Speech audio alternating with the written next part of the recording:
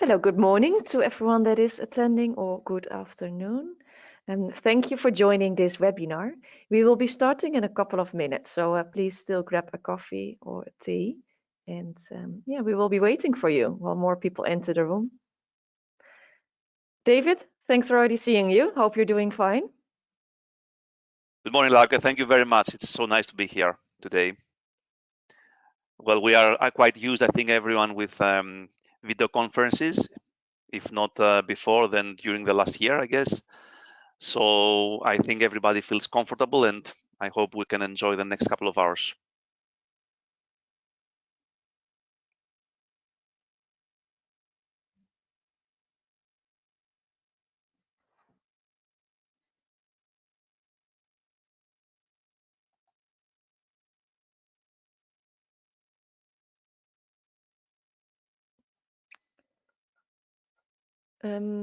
David, to be sure, do you still hear me? Yes, I can. Okay, excellent. I lost you for a minute. And could you a bit share about your company, what you are currently working on? Sure, of course. I'm located in Austria, and I'm the business development manager and head of the laboratory here at Imprint Analytics. And as the topic of the session today can express by itself, we are dealing with topics around food fraud and how we can authenticate food and generally ingredients that are used into the whole production or supply chain. And this refers, I would say, mainly to verification methods, for instance, testing. But as we can discuss today later on, we are putting quite a lot of emphasis also on topics around identification of risks, how we can protect ourselves before the problem comes on our door, or of course strategies how we can use verification of the authenticity of our products to help a sector, a segment, a national production, exports, brand profile, and so on. So the topic is quite Wonderful. big. It's pretty, relatively new. So let's see what comes out of the audience today as well. Great.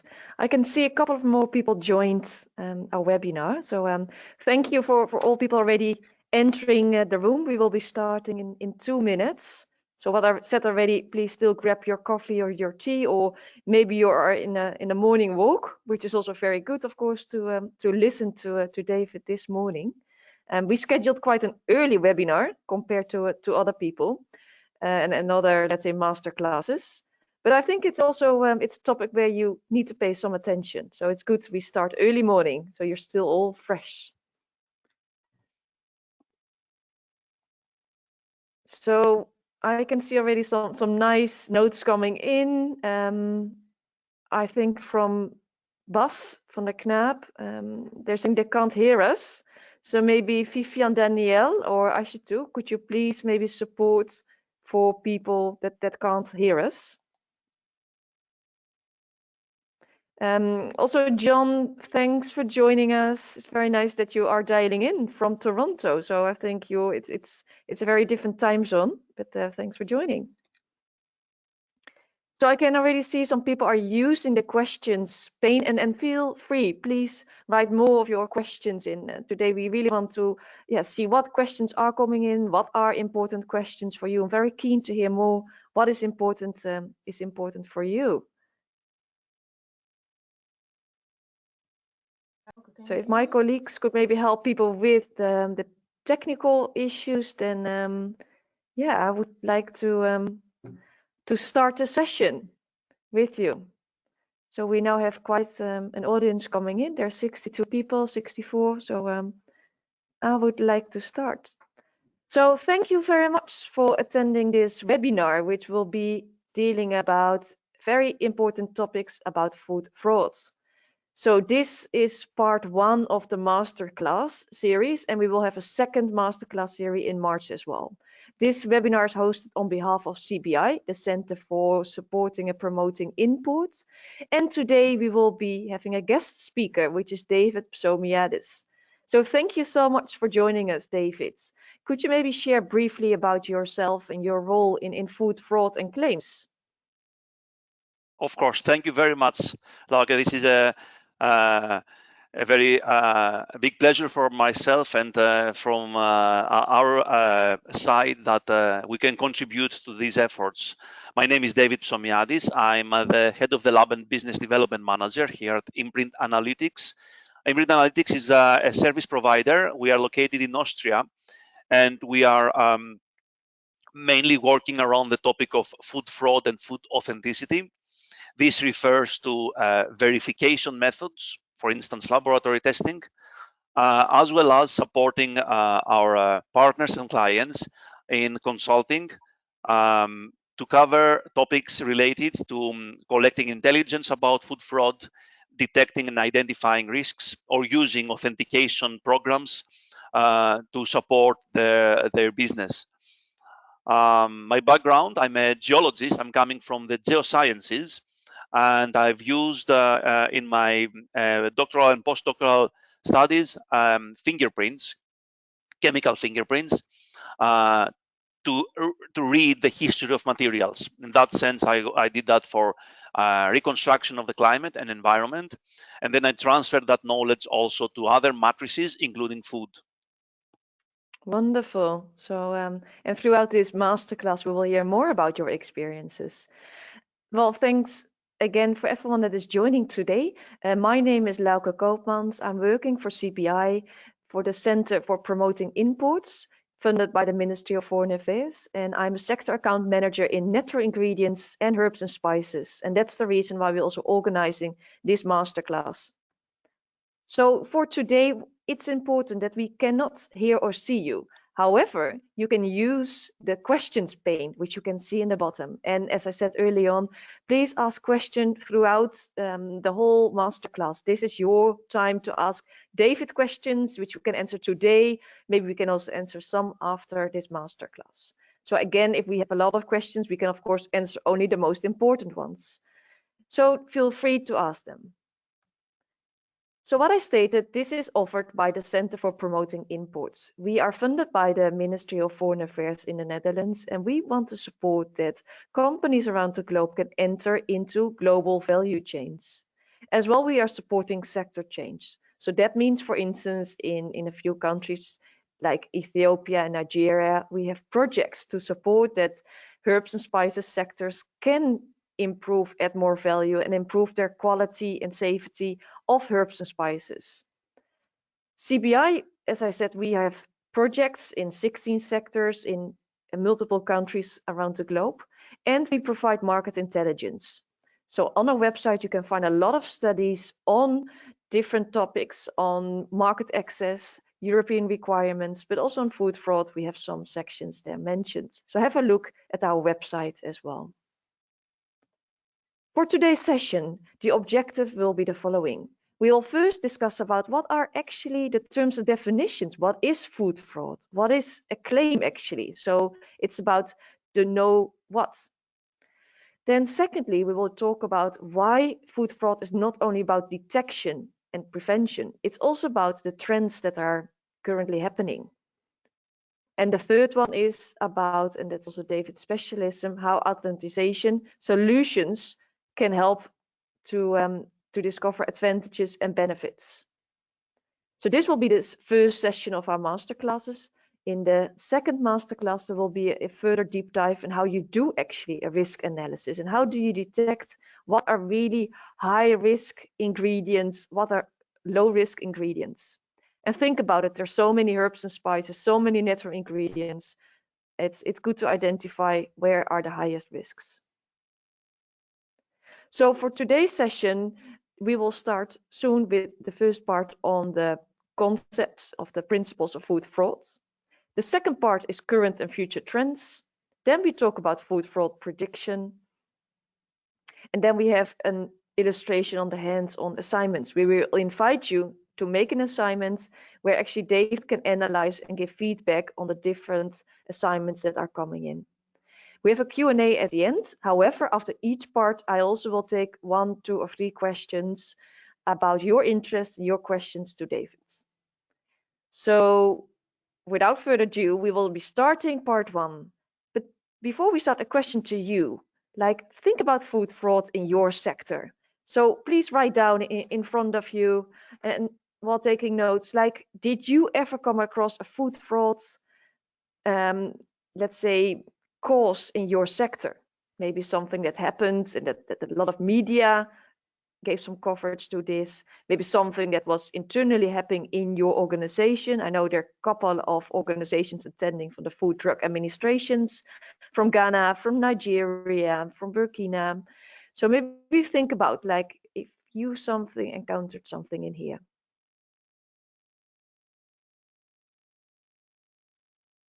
Good. So keep this in mind while I give the floor to David.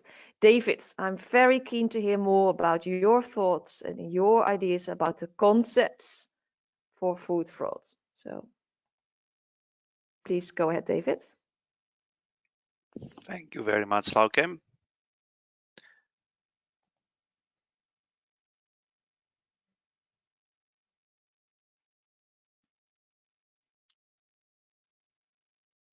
So,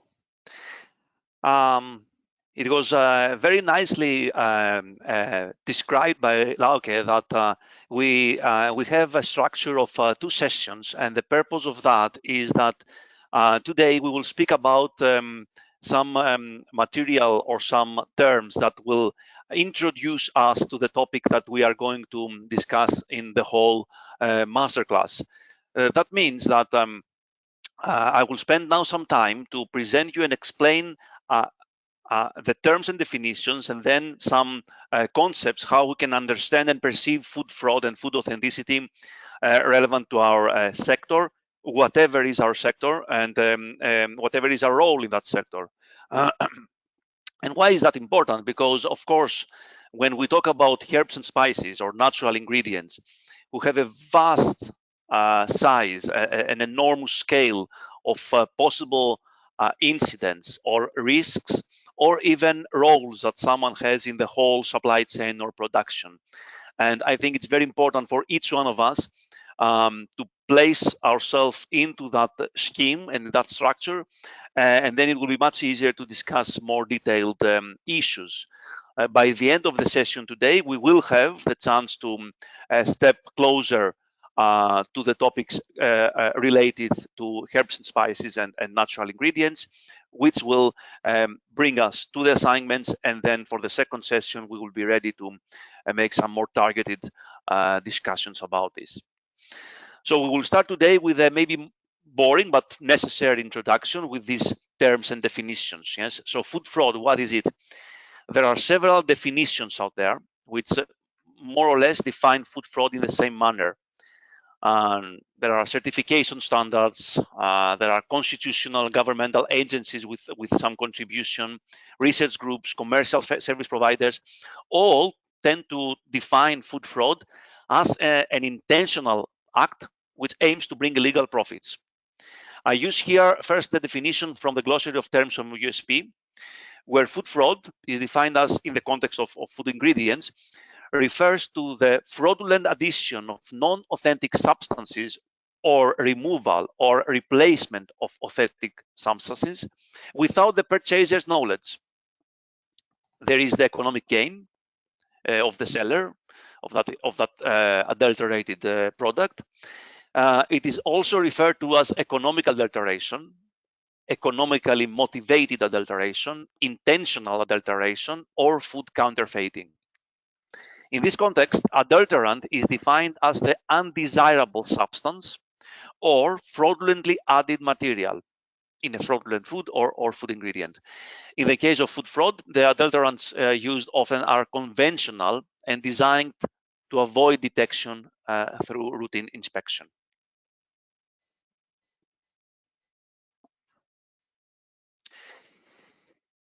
A recent source of terms and definitions related to food fraud was released by the European Committee of Standardisation in 2019.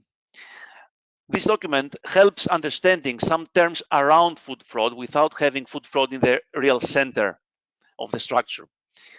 The document is the CWA 17369, and it says that food fraud is the act of intentionally causing a mismatch between food product claims and food product characteristics. Already we have two very important terms here to discuss. Then we have some additional information. For instance, that food fraud can happen either by violating an implicit claim relevant to the given context of food product, by deliberately changing the explicit claims related to the food product, or by deliberately changing the characteristics of the food product. And food fraud is often a combination of these. It also says that financial gain is the most common motivation for food fraud. So it implies actually that financial gain is not to be considered the only goal of the fraudsters. However, here we need to understand that there is a difference between food fraud and food defense, where food defense is related to intentional input of hazards in food, for instance, for acts of terrorism.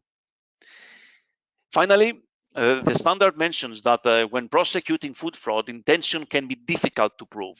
And indeed, if we think about it, it's not easy to prove in legal cases that there was an intention.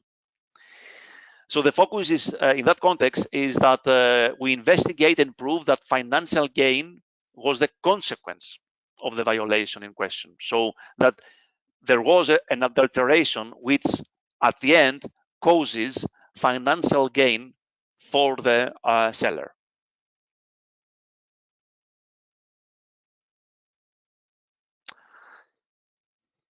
Before discussing other terms and definitions, we can have a look on this very nice and comprehensive diagram of the interconnections between them. And here we have actually a hierarchy. As mentioned before, the center is not food fraud, but the food product characteristics and claims. Everything starts from this couple, and food fraud is identified as a property of the system. So there is one way following food fraud, while there is an alternative, which is authenticity and authentication. There is also quite useful categorization of the food fraud types, as well as the existing probability of accidental misdescription of a product, which of course is not food fraud.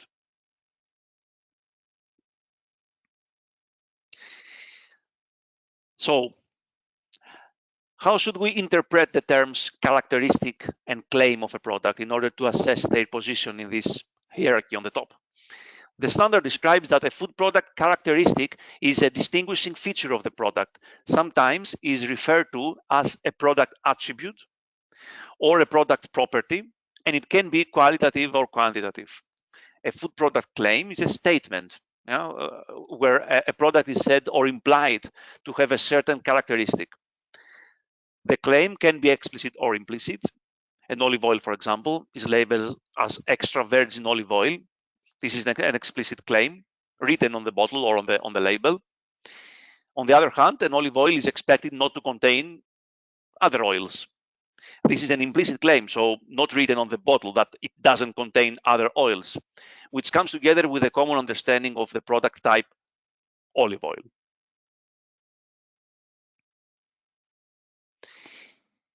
Another fundamental set of terms has to do with authenticity. If you remember the previous diagram, the root of authenticity is the only alternative to food fraud. These two terms are actually opposite. They are like antonyms. Authenticity describes the state of being when no fraud happens. And fraud represents the situation where authenticity is no more valid. It is like food authenticity is the positive side, while food fraud is the negative. According to the CWA 17369, an authentic product should have a match between its characteristics and the corresponding food product claims.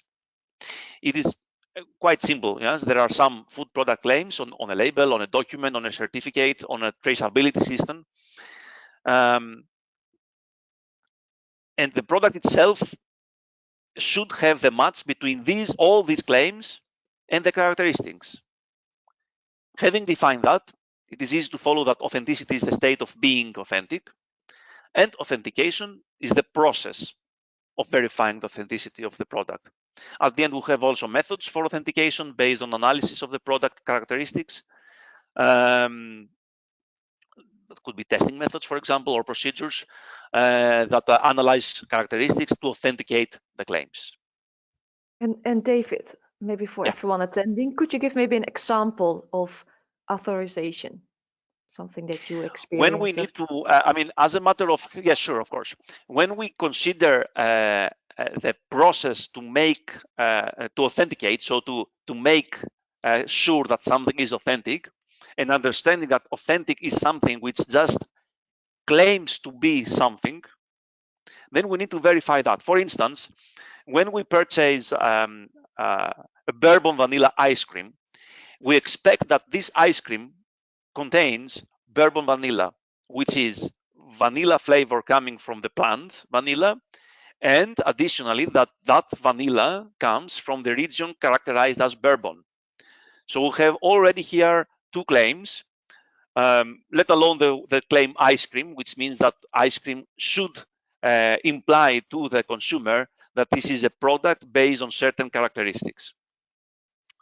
To authenticate that claim, we need to see if we can verify either by testing or by other procedures and ways that the product contains real vanilla from the plant, for instance, not synthetic, which is coming from the region bourbon. So if the vanilla is coming from the Pacific, then in that case, the claim is not true. The characteristic is different. Why someone would do that, and here comes the financial purpose, is because probably the claim would make necessary to use more expensive ingredients, while the characteristic actually let the user use cheaper ingredients and at the end make a profit out of it. Thank you so much. So it's really about indeed what you say, testing that it's the real vanilla instead of a synthetic one. And secondly, it's about traceability, that you really can prove where the product is coming from. All right, so some important topics. Meanwhile, please continue. I want to invite all the attendees, please raise your questions in the question pane, because after this definitions we can I can answer or I can't answer, but David will answer a couple of questions from you. Please go ahead, David, with your slides, and then please, raise your questions. Thank you. I have a few more definitions, getting closer to the end of the first part, which actually includes now terms that are being used and sometimes might cause some confusion because there is some overlap between the principles that we understand by reading these terms. For example, we see here the term economically motivated adulteration. The use of that term was actually equivalent or even more pronounced in, I think, more in North America versus Europe, for instance, where food fraud is more common as a term. And the description is very close to food fraud, as we have seen before. So we do have the word intentional. We do have the purpose, which is economic gain, as self-explained by the term itself. And all the types of EMA resembles the types of food fraud. So as I said before, it is perceived as an equivalent term. However, when we are strict with using specific terms, especially in legal levels, this distinction, if there is any, should be clarified. Other terms like food defense, we discussed before that food defense doesn't have to do with food fraud, has to do with protecting against intentional acts that they have the purpose to harm So that's the purpose in that sense.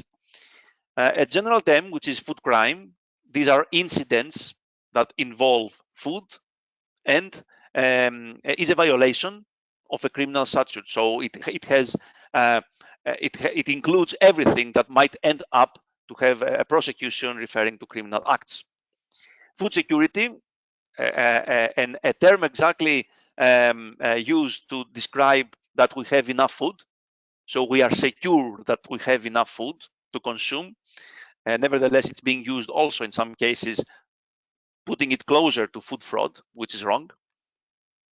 And then we have a couple of technical terms like the food fraud vulnerability assessment, which is a process that the organizations should complete in order to understand vulnerabilities for products, ingredients, or procedures referring to food fraud. And the risk mitigation plan, which is the plan that comes after the vulnerability assessment, which helps a company or an agency or an association to protect their procedures and their systems against food fraud. Wonderful, David. So we're now at the end of part 1. You still have one slide, and then I would love to ask you some questions. Sure, yeah. So the slide here actually is a snapshot of the food safety management system as described by GFSI. And food fraud is a phenomenon that is absolutely not new. Actually, its roots are lost in history, yes, from the classical Greeks and the subsequent Romans. So food fraud entered our lives in overwhelming levels during the last, I would say, couple of decades. And it impressively made its official debut as an equal pillar of a complete food safety system after the work presented in the context of GFSI, like you see on this picture. A simple read of this figure shows that as I dealt with food safety before, I need to deal now also with food fraud and the vulnerabilities related to that in my organization. I should install a mechanism to manage this, and then this mechanism should be able to keep fraud risks under certain control. After having fraud risks under control, food fraud shouldn't be considered a problem anymore, as long as I keep it out of my supply chain. It can't be too complicated as in this context. And actually, it seems at first glance to be simple and manageable and effective. And it is based on a globally harmonized perception of the food safety management system. It's not actually so simple as we will see later on, but let's make here a small pause. Okay. Wonderful. Thank you so much. I get a question in. Could you explain the difference between food authenticity and food provenance? Yes, sure, absolutely. I mean, provenance is strictly related to the origin of a product. And origin probably, or most of the times, means geographic origin. That means that we have a claim which might describe where a plant product grew, or sometimes who was the farmer of that product.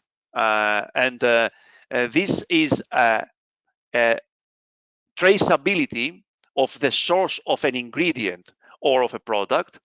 And to authenticate that, so having authenticity or authentication next to provenance, to authenticate that, we need to confirm or verify somehow that this claim of provenance is true. I will take a very simple example. Food provenance is the claim that olive oil is coming from Terra di Bari in Italy. The provenance of that product is described on its certificate or label or through our traceability and says Terra di Bari, Italy. Food authenticity is whether this claim is true or false. So authentic olive oil from Terra di Bari is the product that can be verified by a method that it is really from Terra di Bari and not from Spain, simply. And to make the step forward to skip provenance, authenticity also refers to many other topics. So, for instance, if my authentic tequila is really made from blue agave, or if rum is made of sugarcane, or the ethanol is different source. Thank you so much. Yeah. Maybe another question is coming in. You mentioned before that finances is the biggest driver for food frauds, but you also said there are a few other drivers. Could you share a couple of the other drivers, why it happens actually? That's a very good question. There is no actual record of obvious intentions to proceed to food fraud without really having something to gain financially. From my understanding, when we do not describe, so that was described in the standard, yes, that food fraud, so economic gain is not always the intention for food fraud. The reason that this was included in the standard is exactly described on the comment afterwards, if you remember, which said that it's not always easy to prove intention. So you just imagine a procedure where fraud was identified. Take the examples that we discussed before. And then the person that was responsible for that is prosecuted. And then in order to define that the fraud was done, the court would need to confirm or to find evidence that there was financial intention behind. And that might not be easy. So that means that we need to understand that food fraud has a consequence, which is financial profit, but we can let the window open that that was not the intention. And I think that's the main reason that the standard described that. I think it's more letting other possibilities possible. If I have to give an answer of what else might happen there, could be that I just had, for instance, lack of supplies and I couldn't deliver. So my customer expects to receive from me the next lots of olive oil from Deradibari, which I should supply. But for certain reasons, I couldn't get enough quantities.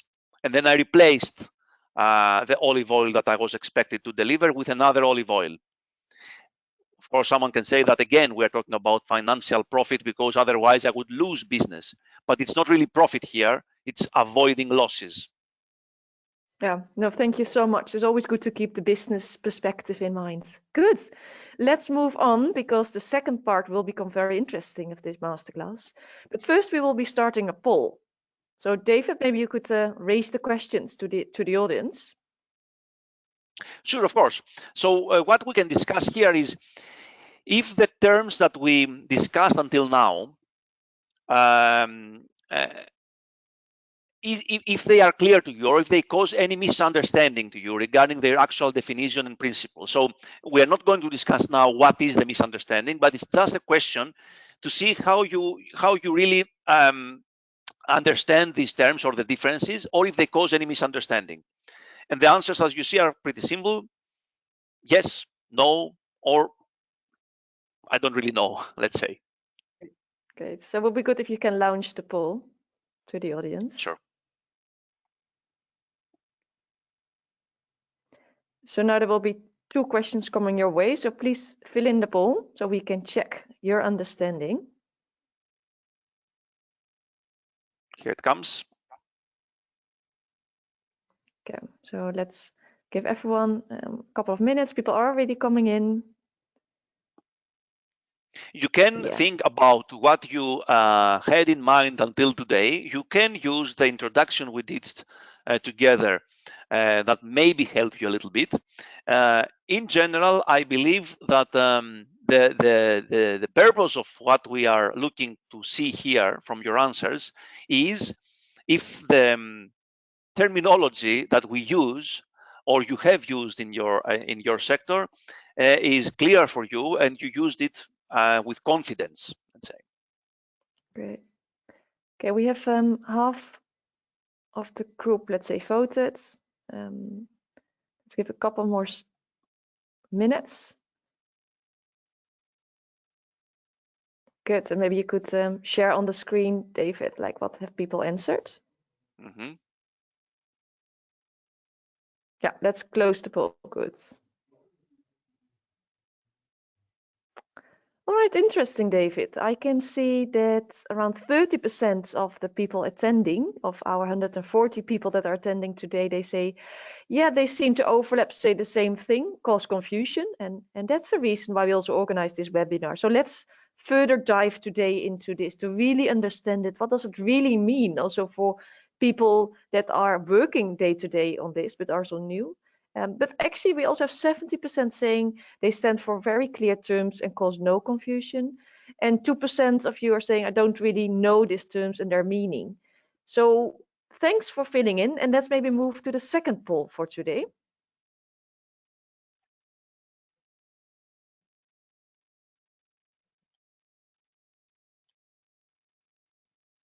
There we are. So we will move on.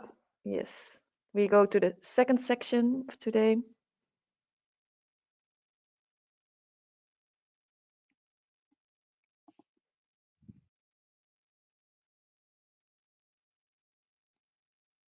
There you go. Should we go on with the second part? Are there any questions maybe that we would like to check, or we can continue?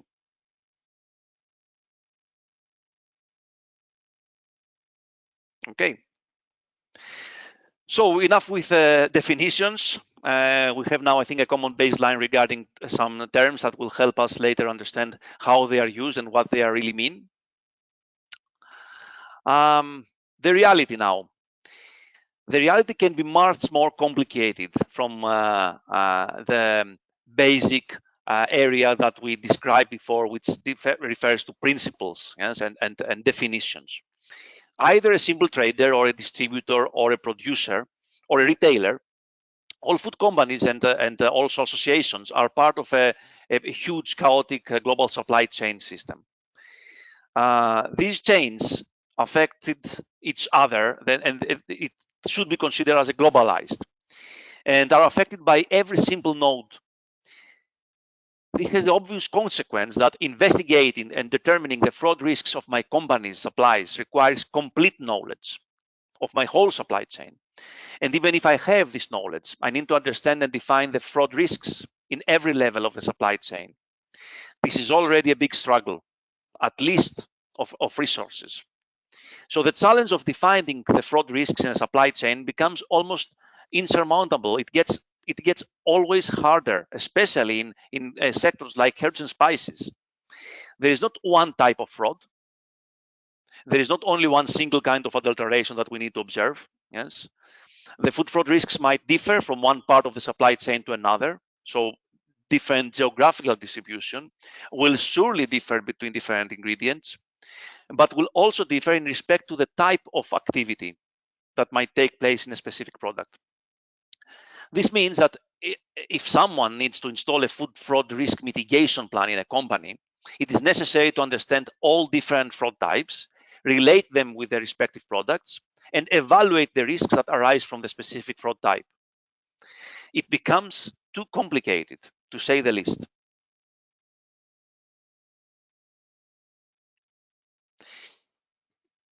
In this environment of confusion, there are some external factors that make the situation even worse.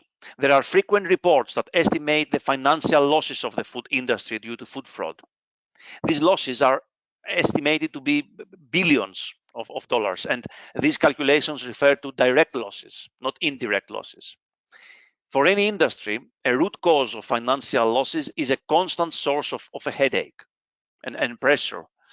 And this refers not only to a company, this refers also to national economies. In the same time, the descriptive models that try to explain how food fraud is structured and how the prevention strategy should deal with it become so sophisticated and complex that they are by themselves difficult to follow.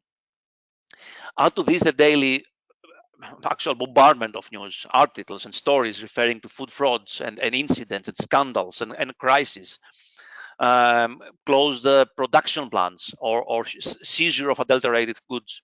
All these external factors overwhelm the people who need to defend the company or or a national production or a product with a certain brand name against food fraud, and eventually grow the feeling of fear. As a consequence, we have the tendency to raise some barriers of denial. There are studies like the survey published in the Food Safety magazine a few months ago, which reported the following figures. In the question, have you detected food fraud in your supply chain? 85% of the processors who participated in this study answered no, not detected. In the question, do you use analytical testing to detect food fraud? 71% answered no. And the study concluded that what the processors are doing is to rely on trusted suppliers and certificates. Obviously, it is rather impossible to detect food fraud without being proactive, without enabling some tools. And many times, unintentionally, we tend not to dig deeper into these dungeons of food fraud likelihood in a company or in a production. So the problem will stay unraveled. And this is logical consequence of today's environment and its characteristics, as we discussed before: confusion and fear. Nevertheless, dealing or not dealing with the problem, the direct possible consequences of food fraud in a company or in an economy are still there. Simple direct financial impact by purchasing cheap materials at a premium price. Impacts on the economy's brand. So it might be that a national brand of a product is damaged after an incident. And of course, the immediate loss of consumer trust. And at the end, several legal consequences, since undeclared ingredients or misleading information on a product can lead to repercussions.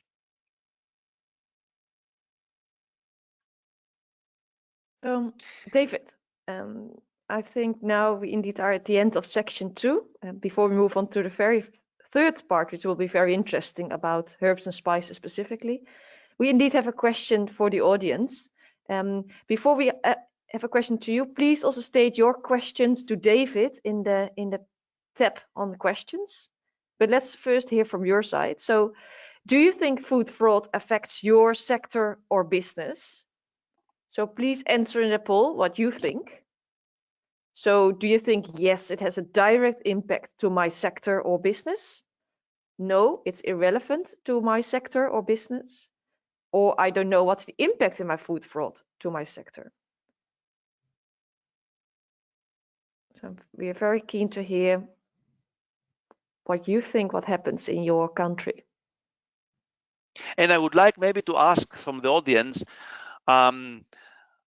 to try to forget what we discussed until now. So really give your impression from your experience, and don't be biased from my introduction regarding the issues that refer to food fraud. I understand this might not be very straightforward, but the question really tries to collect your experiences from your location, from your sector, or from your role, and try to give an answer to that perspective. Please. Thank you.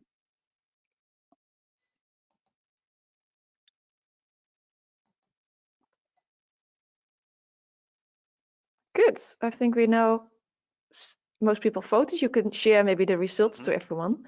We can see that 90% of you said, yes, it has very direct impacts to my sector or business.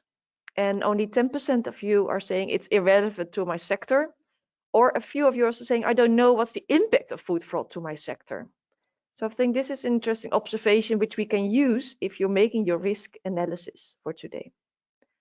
David, there may be two questions. Yeah, sorry, sure. Go ahead. I want to make a comment on the results. Thank you, Lauke.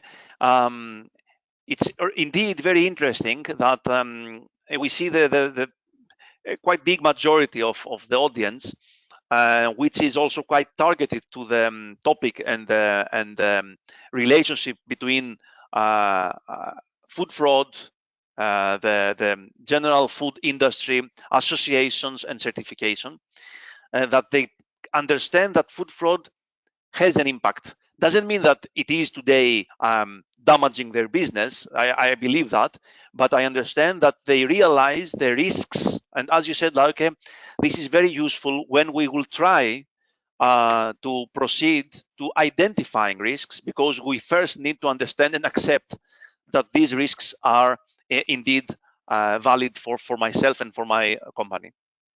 Great. So thank you. Maybe if you could close the poll, David, and go to the slides on beyond food fraud, the protection slide, and I will ask you the question. So you mentioned before in one of the slides that a lot of companies are actually not testing. Yes, wonderful. So a lot of companies are actually not testing, they are trusting on their suppliers. Hence, we see also that in natural ingredients and herbs and spices, that companies need to prove its quality food safety. They are using laboratory services from their own country. And again, some traders, they also use, again, laboratories from EU countries because they don't trust all the laboratory services. What's your opinion on this? Because to me, it also seems there's so much double, triple testing done with additional certifications from, we have some people from SGS here, which also show, like, how do you see the duplication? Very good point, Lauke. I think I would even consider part of your question to have the connection with the point of, do we really perform the proper tool? Do we really use the proper tools in order to detect or even prevent food fraud?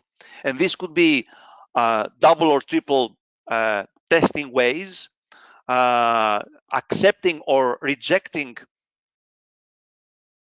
even a testing result or a non-testing result. It could be that we use an advanced traceability system which might not be able to verify authenticity, for instance, but it will be able to reduce certain risks, because we need to understand that, of course, our purpose is to mitigate, to control risks. We will never be able to claim ourselves that we eliminated risks. The risks are there. We need just to keep control and mitigate and decrease them. So what we need in the area of food fraud is harmonization. And harmonization comes from standardization. Although food safety is, I think, and generally the perspective is that it's extremely well standardized, maybe too much sometimes. So we have a very big variety of available methods, official standards, and the context is very well defined. And this work goes on. Food authenticity is still, although we are 20 or 30 years into the discussions about it, it's still immature. We still have only a few standard methods available. And when I say a few, I mean it could be a couple of dozens, which is really a few, and which apparently cannot cover the extremely wide range of problems, issues, and definitely matrices and products. So I'm not sure I will be very critical against those who might deny or prefer, let's say, a method or a source of information when we understand that this is really not harmonized today. And the work is being under progress in different levels and in different committees. I can share my experience as a member of the European Standardization Committee for Food Authenticity and of the AOAC Working Group for Food Fraud and Food Authenticity. Both committees are working to set the requirements for new methods and create and release new standard methods for food authenticity. Wonderful. So what I hear you saying, it's really about harmonization. It's about duplication sometimes happens, but it's also for a reason, while like we could make it more efficient. Thanks. There's a comment coming in from Omolara and a question. Is food fraud not a food crime because it's intentional, which surely be against national standards or regulations? Could you share more your views and what are the penalties actually for this food crime? It is definitely food crime, so it's a criminal activity, and it is being prosecuted. And there are actually quite a lot of examples of extended operations. For instance, in Europe, we have the OPSON, which is an operation taking place every year and managed from the Commission with the contribution of each member state and the food authorities in each member state, where there are investigations on the market regarding food fraud incidents and possible risks. And the penalties are, of course, the penalties depend on the extent or on the situation. We have incidents of food fraud related, for instance, or most commonly, with illegal trafficking of alcohol, which had lethal consequences. So we had casualties because untraceable or illegal alcohol might contain, for example, um, methanol or other ingredients that could cause even death to a person who consumes that product. Penalties are in another scale versus, for example, if there is a production plant which uses two sources of a certain product, and there is a mix-up from the plant, and the outcome is practically fraudulent, so it's adulterated because there was a mismatch, as we said before. And of course, still we have a problem here, and there will be penalties, but not in the same level. Wonderful. David, we have another, let's say, 10 questions coming in, which I need to select a few for you. One question is coming in. What are the probabilities that food fraud is detected when entering the EU? And what are the penalties? So a bit keen to hear about what this probability that it is detected. Like we know for some lots, let's say from Ethiopia, that 50% of all the herbs and spices imported to the EU need to be checked. So I'm a bit keen to hear from you more. I guess I'm not supposed to give you now a numerical value about the probability, but what I can say is that to understand that, which is a very good root cause to define risks.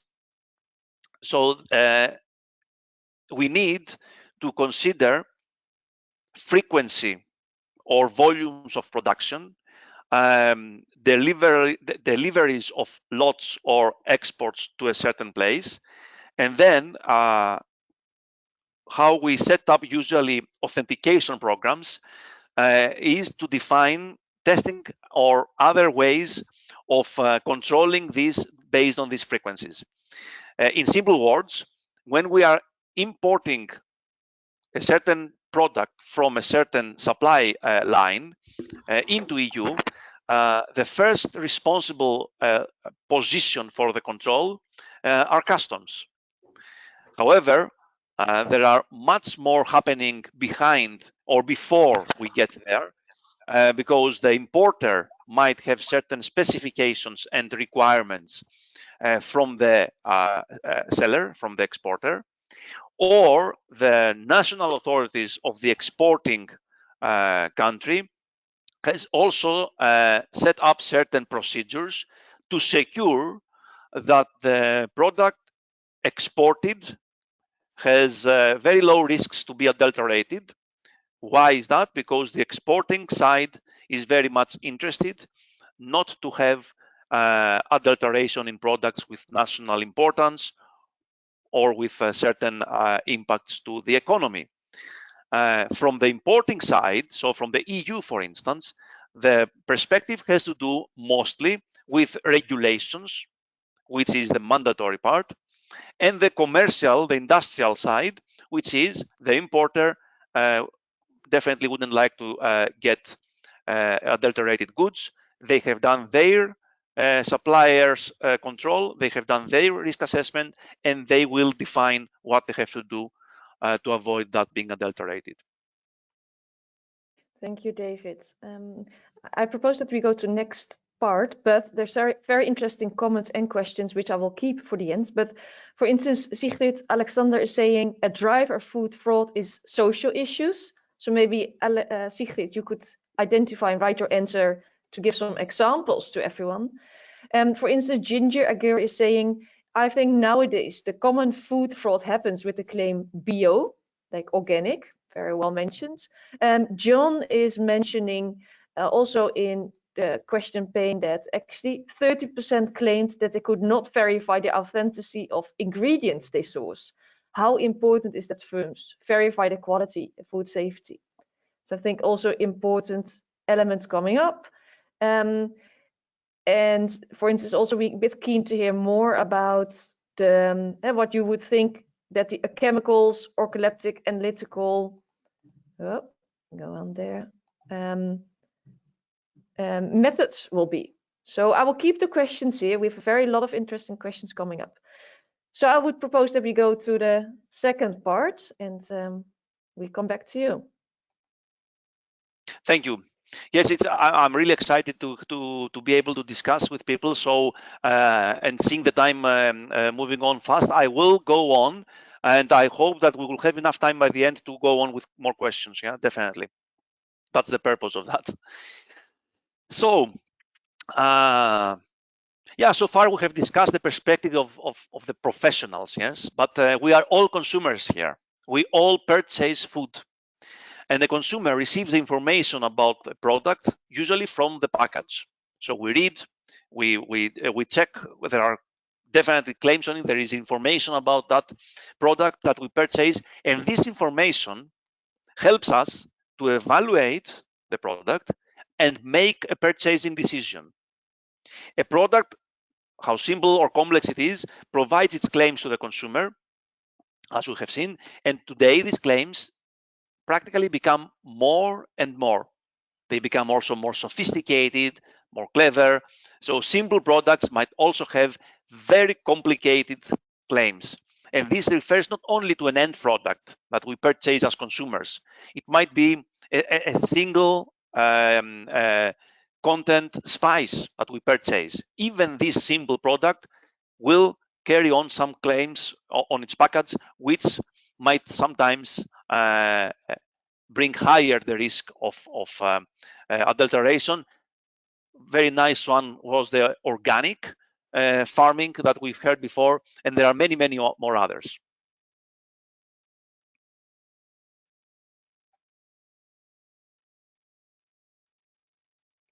I have an issue with moving on this next slide. Not sure why is that. Okay, now should come. Yeah. So the product claims attempt to convince the buyer that the product is unique, worth its value, and try to build a relationship with the consumer. Yes, and this is the profile of a product. It could be the strategy of a company that produces the product, or it could be a national strategy to build a brand name over a product exported to other markets. And what we try to achieve at the end is that the product that we are producing is distinguishable from the others because of its claims. And the claims might represent characteristics or quality or many other things, but at the end, the claims are the ones that will try to make our product distinguishable. During the decades, food products used their claims to achieve the goal. And if we take a look on these claims, we will identify a trend. Have a close look maybe here. In the early days, considering the existing level of awareness of the consumers regarding food fraud, also food quality, also nutritional value of the food, the claims were very simple, very direct, and consisted mainly of promises which covered basic needs. Eat sugar to have more energy, infants should drink cola beverages for a better start in life, or just consume soda drinks because they are pure. You see also that these claims referred often to a product type and not necessarily to the brand itself. while the consumers started to have access to information about the food they consumed, their expectations changed and the food product claims became a bit more targeted. They had a more specific meaning and content. So the evolution started already from the claims. And we get to something we have today. We consumers, we keep on collecting information, filtered and unfiltered, about food safety, quality, and authenticity. So we change our criteria for purchasing or for deciding what we purchase. And the claims continue to change, expand, and add more and more information about the product. And practically what we see is that risks, or I can say opportunities for adulteration, become also more and more.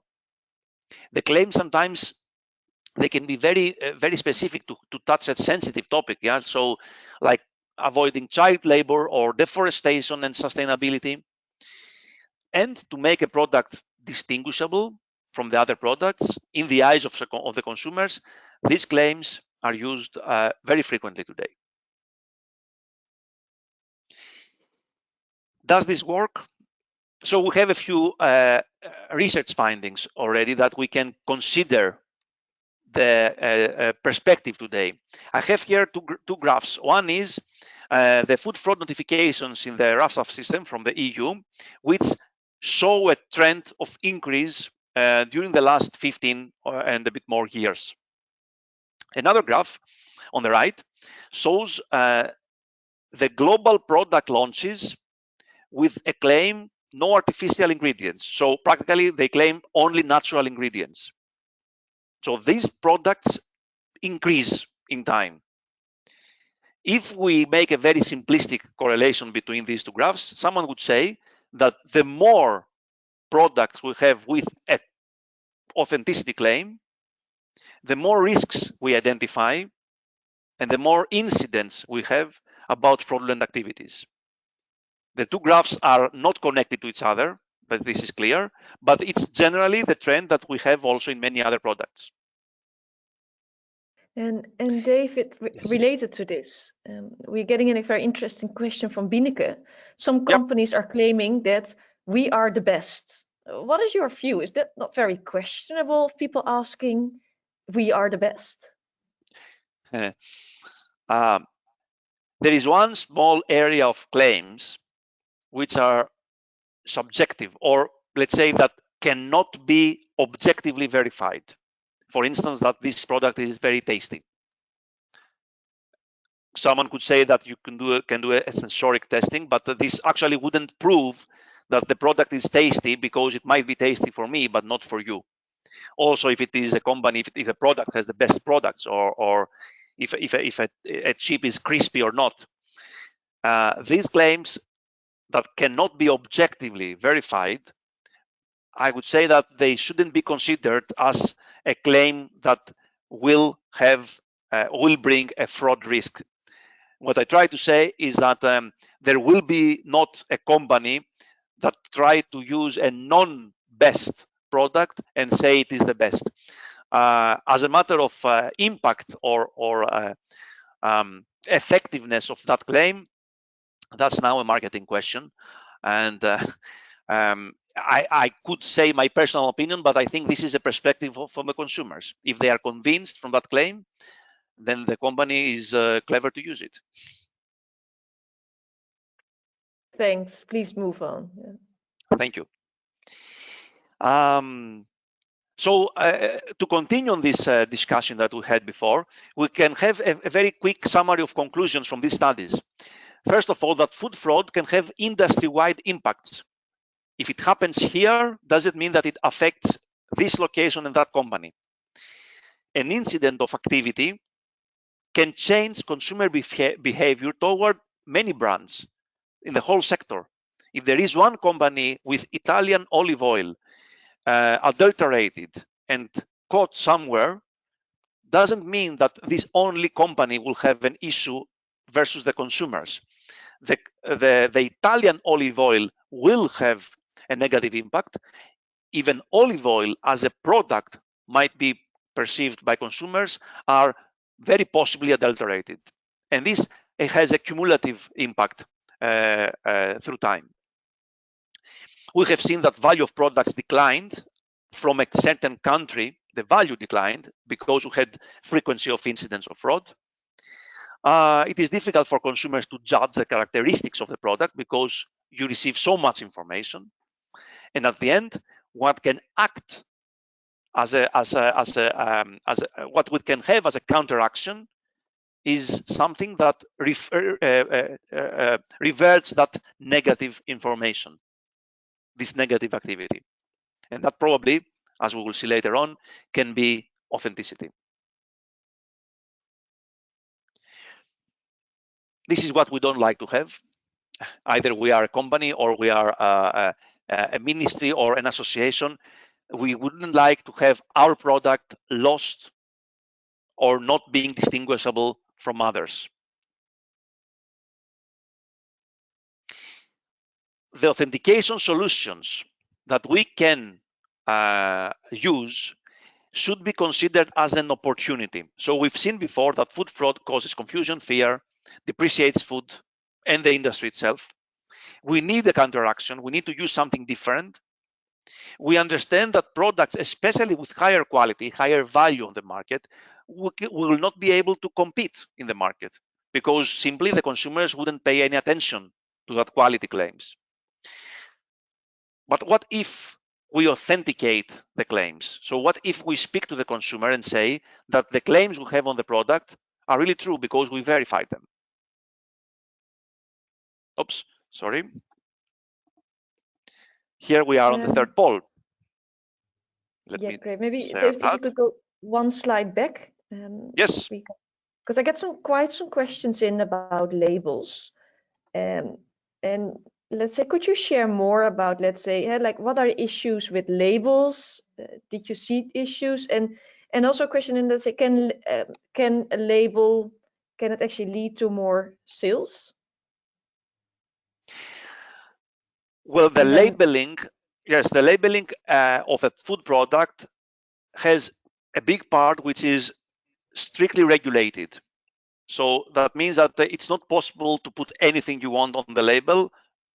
Take nutritional value, take information that you definitely need to have, and under a very, very strict context. But of course, there is also the marketing part. I think a very interesting comment or a discussion would be that food fraud has its root causes into the marketing side of food. Because we've seen claims, we've seen issues that refer to marketing, but practically it's the purpose is the marketing when we use claims. And when the claims have an added value, then we start having the problem that the risk gets higher to have adulteration. That means that the labeling is definitely extremely related to the risk, because I can make very simple example that if there is nothing, no claim over the label of a product, then there is nothing to verify. The product doesn't claim anything. It's just olive oil, for instance. And today, yes, sorry. For let's say, is there also a claim or a label, let's say organic or another, let's say, claim that you can make that can really be worthwhile, that can drive up sales? Absolutely, absolutely. The claim itself is used to drive up sales and to increase the value of the product. That's the primary aim for that. Okay, wonderful. Thank you so much. Then I also get some questions in, like there are also some people that, no, this one. What do you think would be the most interesting subject that you could change? If you think about, do you want to change maybe legal regulations, any other subject that you would think is most important that countries could change in, let's say, Ghana, Nigeria, Vietnam? I think that we need to think about food culture, and I know that this is very theoretical, very philosophical topic, yeah. But engaging companies, producers, and exporters into a certain direction for instance, to avoid risks of fraud or to secure that the products they produce have been controlled very well regarding these risks, there needs to be a certain training to develop knowledge, know-how, but also the culture of the people involved, because food fraud is driven by people, doesn't have any natural influence. And the more safeguarding we establish from ourselves as stakeholders, the less the risk will become. So I would start from there. Regulations wouldn't make immediately very effective impact. Wonderful. So you basically say engage companies, engage the sector associations. I know there are quite some sector associations attending, representing organizations, and then maybe work with your standards bodies. And yeah, I really identify how you could change the food culture, that actually consumers are asking for food and safety of their products, as well that the labels are true, what they are really, what really Exactly. includes in the products. Wonderful. Yeah, I think it will be interesting maybe to move to the final poll, and then we move on to section 3, which leaves us at a good time now.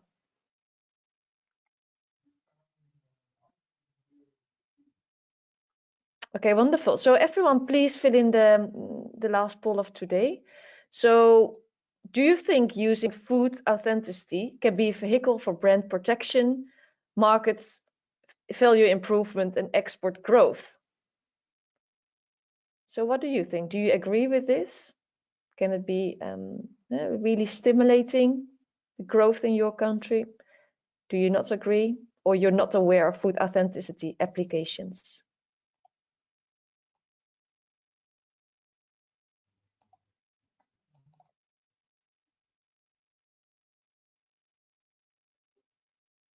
Great. All right, David, we're keen to see the answers of the Excellent. audience.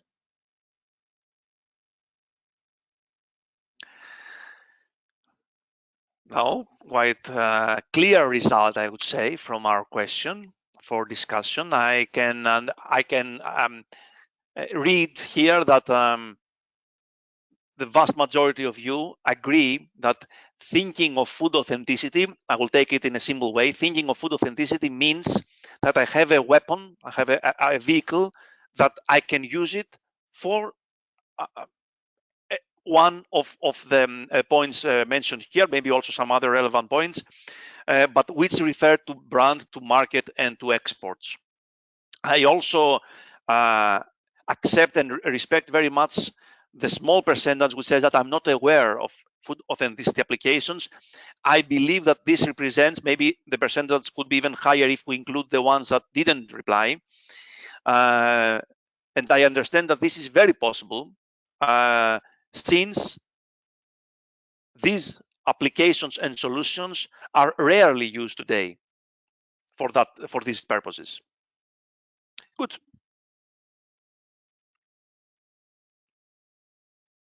Good. Then we move on to the So let's part move on. 3. Yeah, we have Exactly. two very small parts, but very important ones, I think, for the closure of that session.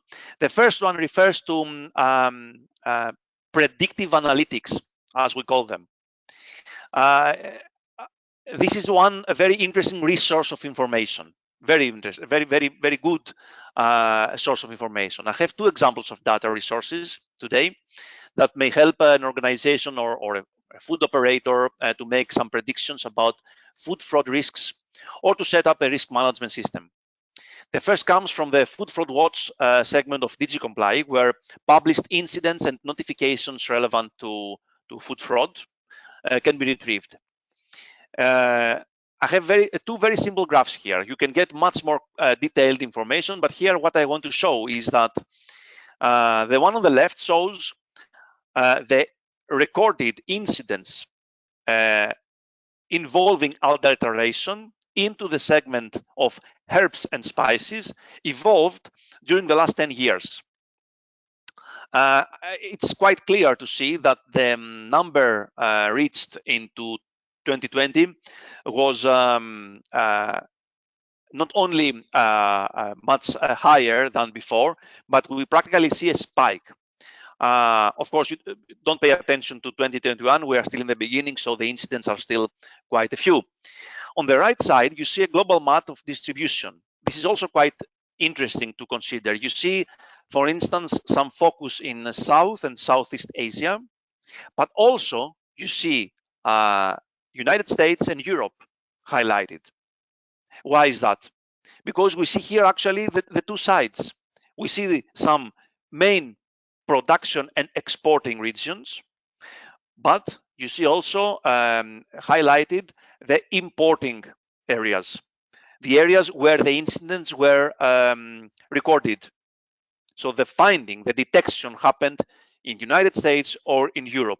And then that can help us understand that the goods arrived to these locations and the detection was there, which means that the harm was already done for the exporter or the producer.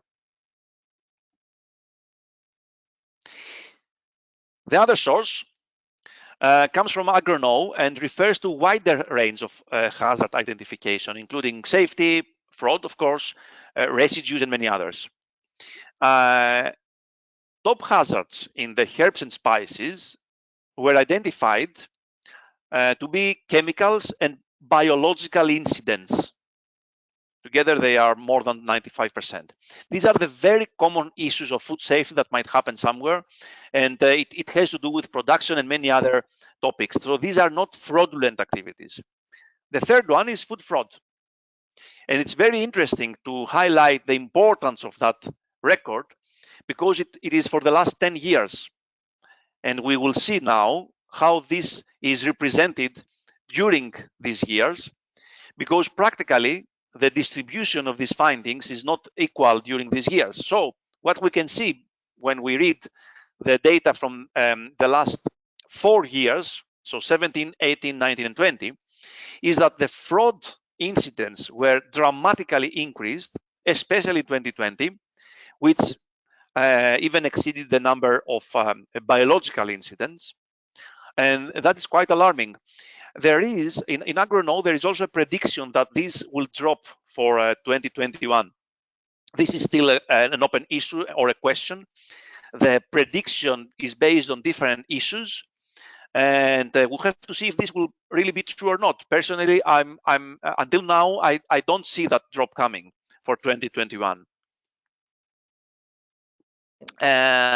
One quick comment here is that prediction or predictive analytics are also a tool that can be used apart from testing, apart from traceability, that can be used to mitigate or to control risks, because we identify things and we could be prepared. We might be a possibility to be better prepared.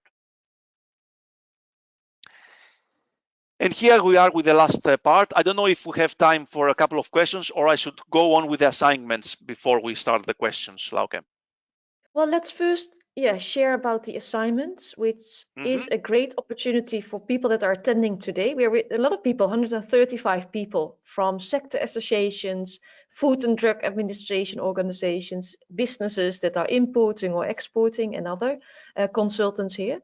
These assignments will be a nice opportunity for you to get your thinking along the 2 assignments. You could either make 1 or 2. Let's share them right now, and then we still have actually 15 minutes for Q&A after we share about the assignments. Excellent, thank you very much. The 2 assignments cover 2 points from our discussion today. What we expect from this is that we will collect the information from your feedback and discuss this in our next session by the end of March. Let me describe each one of them. The first one, it says to complete the steps for a food fraud vulnerability assessment. So what it actually says here, we have to select a product category, for instance, herbs and spices, or it could be even more specific, or it could be natural ingredients. To list some products, I would say minimum 5, but you can choose the number of products you would like to list in that category, specific products.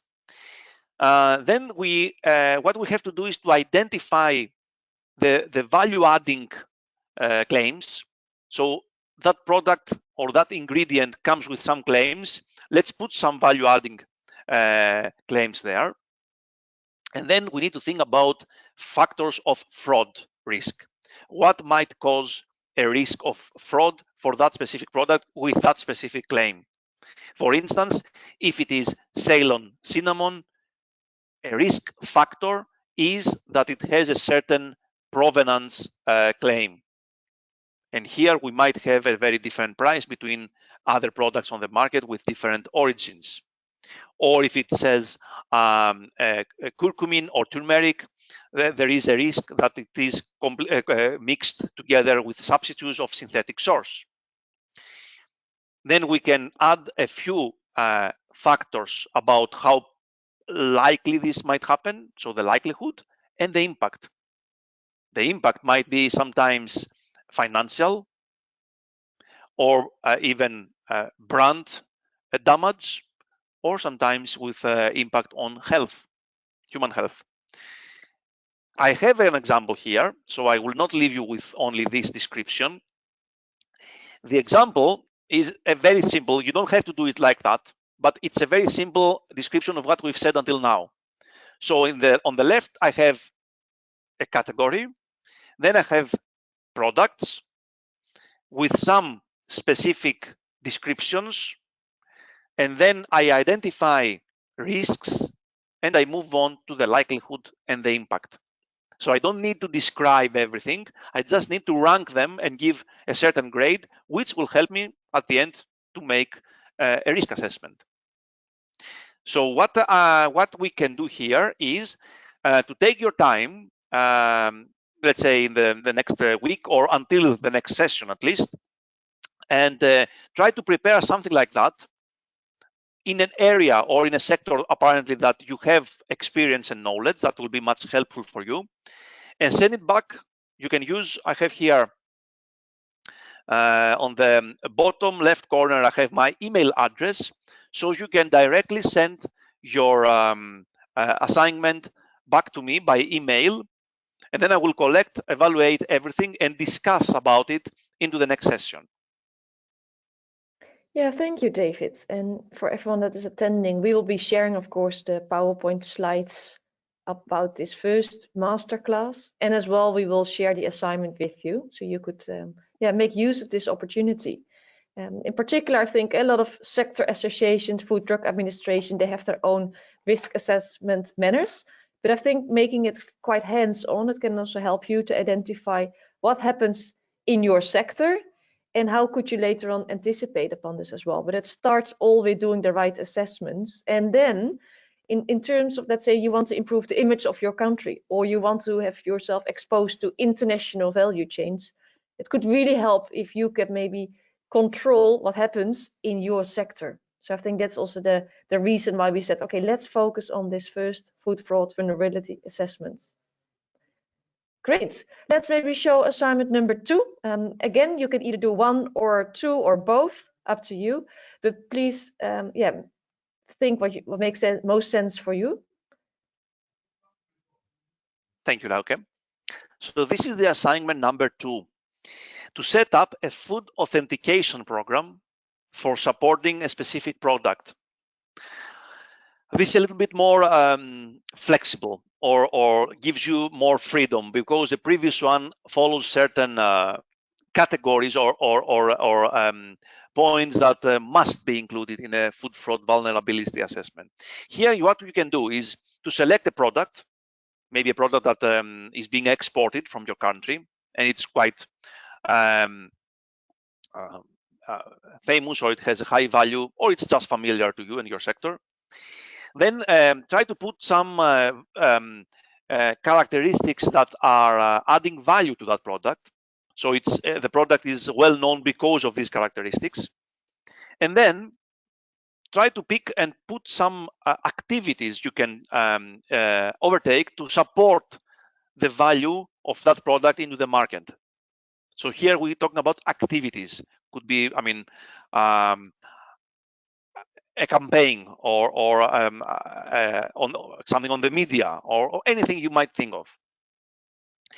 The step 4 is to design the authentication program. So what you can do, you have already a product, you have characteristics and claims, you have some activities that you've done already. So you are talking about the product all over the world, that it's so good, healthy, and nice.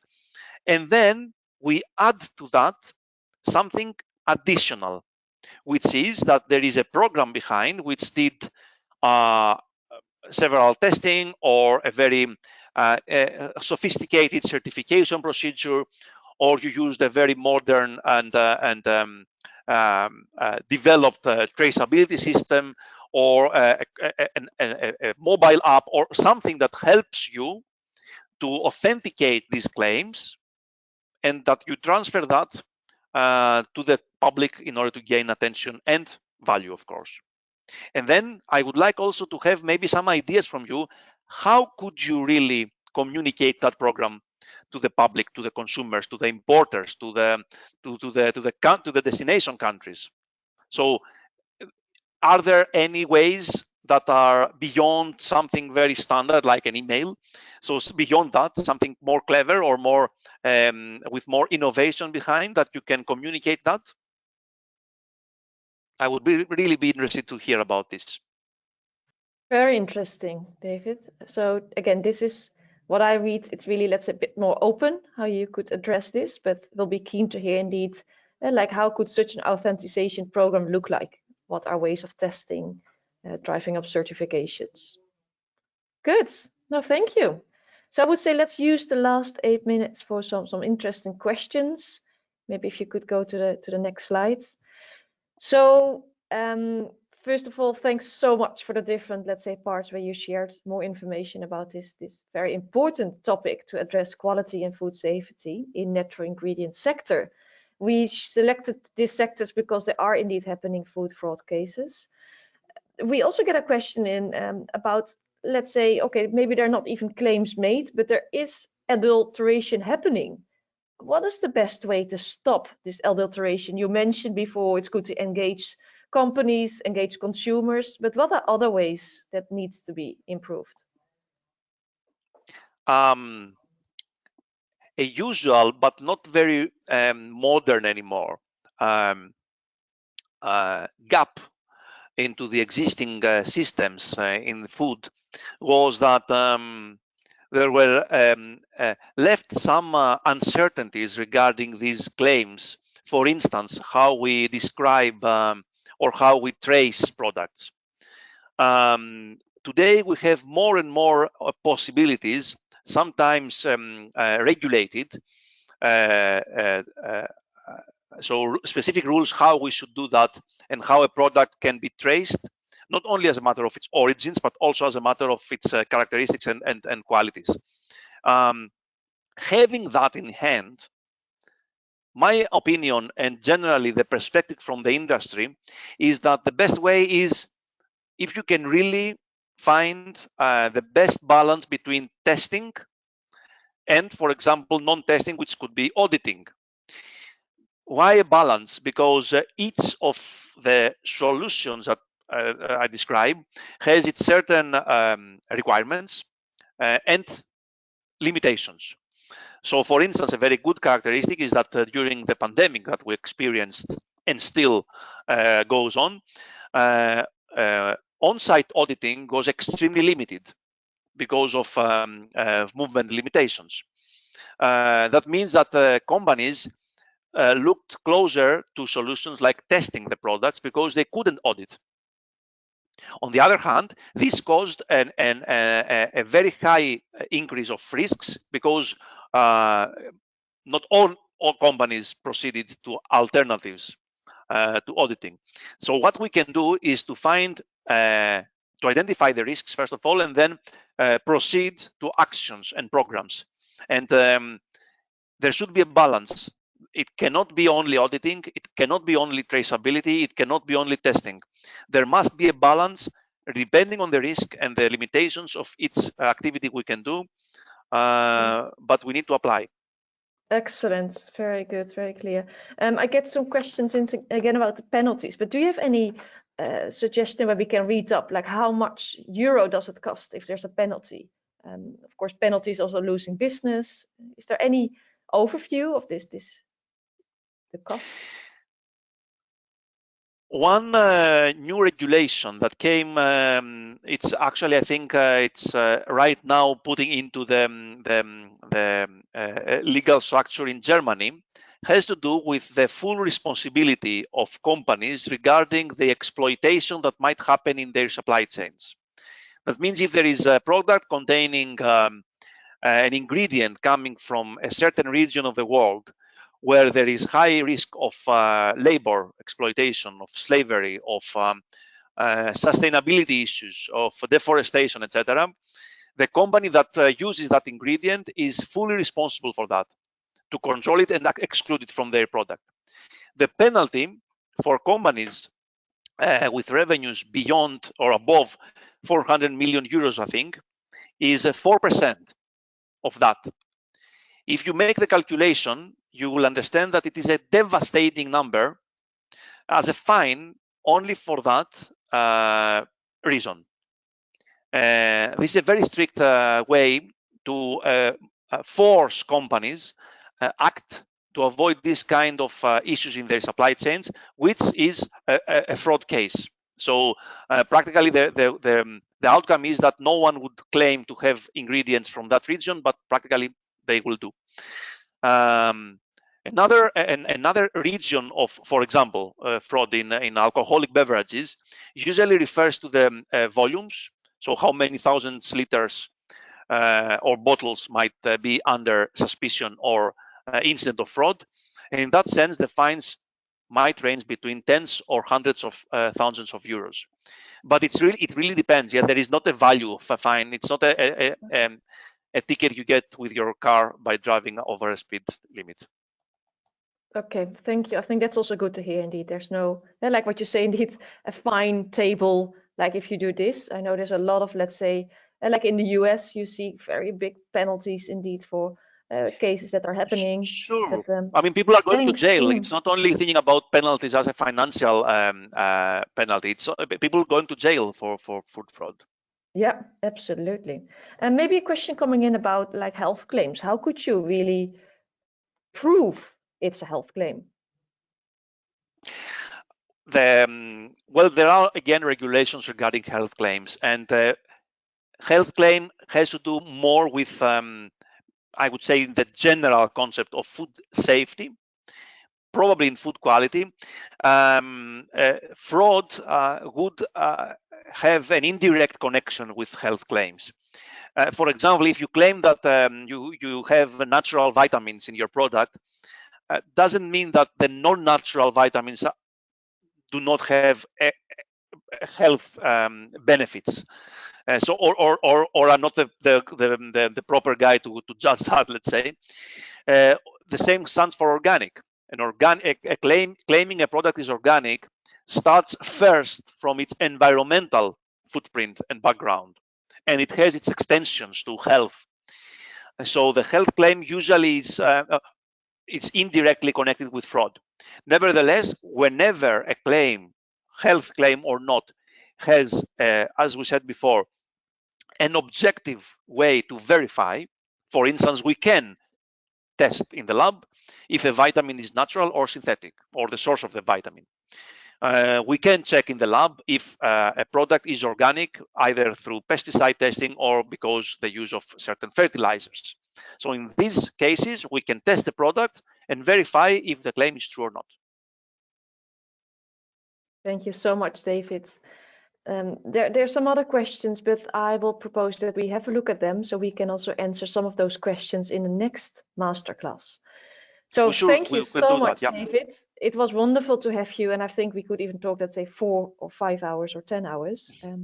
I want to thank all the participants also for raising your questions, and we of course will be sending the slides to you. The session is recorded, and you will get the templates for the assignments. We'll also share the deadline for handing in the assignments. I think that will be important. And again, use this as an opportunity that we could look at your specific assignments and also use this as a framework for the next masterclass, which will be soon. Again, you can register for the second masterclass, and we're very keen to hear more about what you are doing.